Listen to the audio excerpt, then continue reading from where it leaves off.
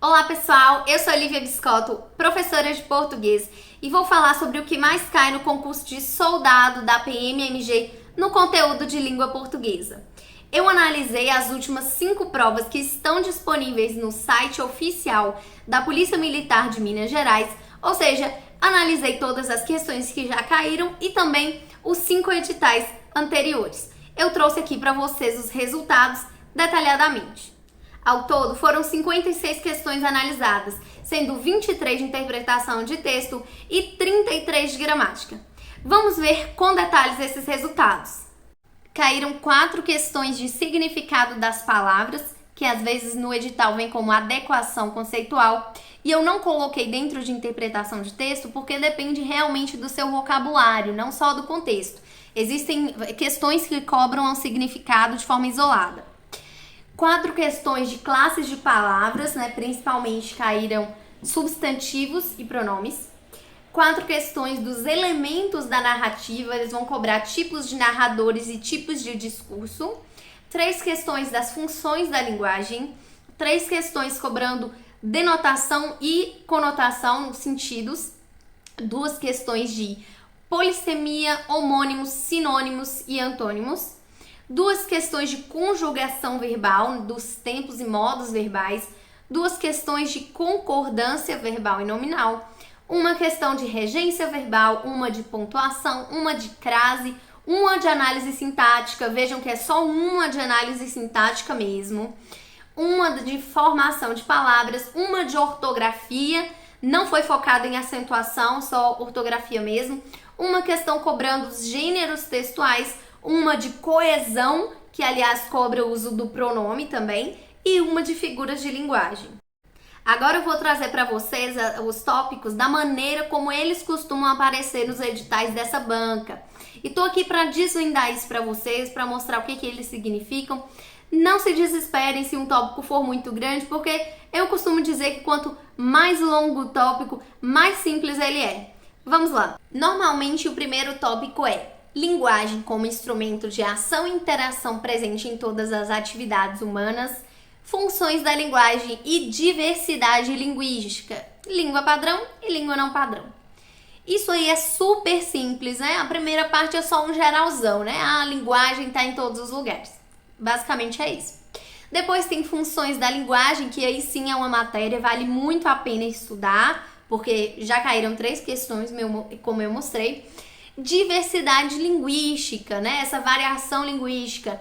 Não teve uma questão específica técnica cobrando isso, mas isso cai nos textos, já caiu em um texto específico desse concurso. Item 2, leitura, que é capacidade de compreensão e interpretação do contexto social, econômico e cultural, que é a leitura de mundo. Essa parte da leitura de mundo é para dizer que a prova não vai ser óbvia.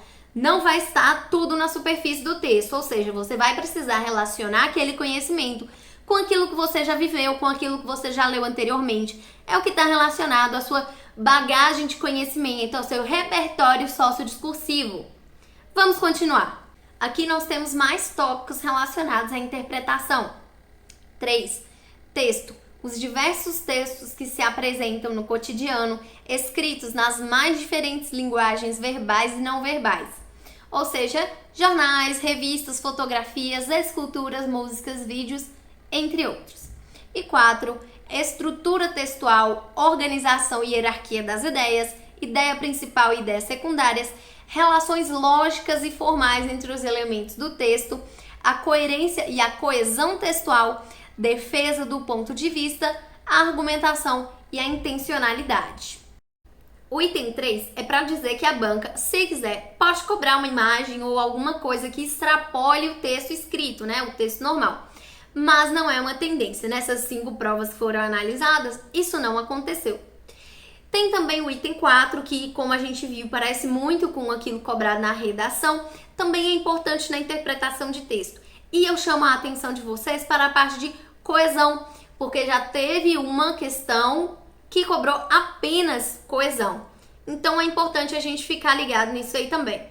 Aqui nós começamos a ter tópicos mais precisos, mais específicos para estudar. Então, temos que estudar gêneros e tipos textuais, e aí é claro que eu vou pensar que isso está relacionado à interpretação, está relacionado a funções da linguagem. Depois eu tenho ainda elementos da narrativa, e o que é cobrado? Os tipos de narradores e os tipos de discurso, como está aí, discurso direto, indireto e indireto livre.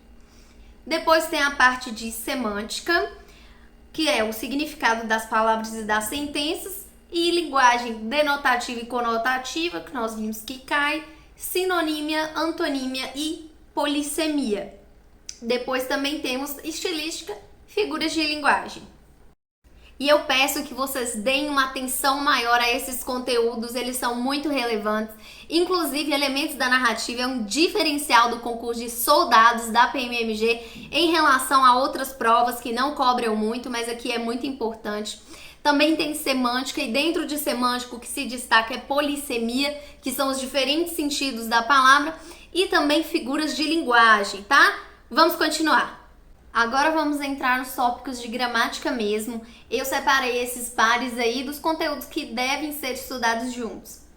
Temos aí classes de palavras e empregos de nomes e pronomes que, por algum motivo, normalmente eles escrevem de forma separada, mas nomes e pronomes estão dentro das classes. Tivemos 4 questões ao todo, principalmente substantivos e pronomes, né, que estão dentro também da coesão.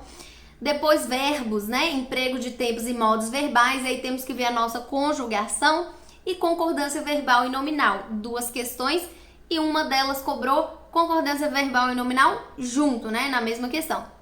Depois nós tivemos uma questão de regência verbal e nominal, na verdade a verbal que caiu, e uma questão de crase. Eu coloquei aí junto para você sempre lembrar que regência e crase estão sempre juntinhos.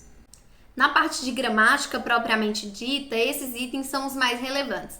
O que vai dar um pouquinho mais de trabalho mesmo é a questão dos verbos, porque é uma matéria mais extensa e quando cai de uma maneira um pouquinho mais aprofundada. Eles já cobraram as formas nominais dos verbos, que são aquelas, né, particípio, gerúndio, infinitivo, mas eles cobraram o infinitivo conjugado, cobraram as formas abundantes do particípio, que são, assim, detalhes que exigem mais conhecimento e mais atenção mesmo. Vamos ver alguns outros que não caem tanto, mas que é bom saber também. Aqui temos sintaxe, que não cai muito, mas de qualquer forma ela deve ser estudada após morfologia. Então temos frase, oração e período e termos da oração, no período simples. Depois, período composto e orações reduzidas.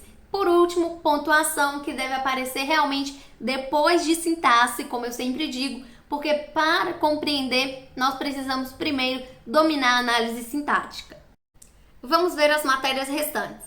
Eu coloquei ortografia e acentuação gráfica de forma junta, porque não tem como separar mesmo. Na verdade, caiu apenas uma questão voltada para a ortografia, não foi para a acentuação. Depois temos funções sintáticas dos pronomes relativos, colocação pronominal e a estrutura e formação de palavras, que são assuntos também que não aparecem muito. É claro que não é porque caiu pouco ou não caiu ainda que não vai aparecer na sua prova, mas agora você pelo menos já tem um norte e já sabe o que priorizar na hora dos estudos. Espero ter ajudado vocês. E se você gostou do vídeo, curta aqui embaixo, se inscreva no canal, compartilhe e me ajude a divulgar e escreva aqui nos comentários o que você quer ver no próximo vídeo. Até mais!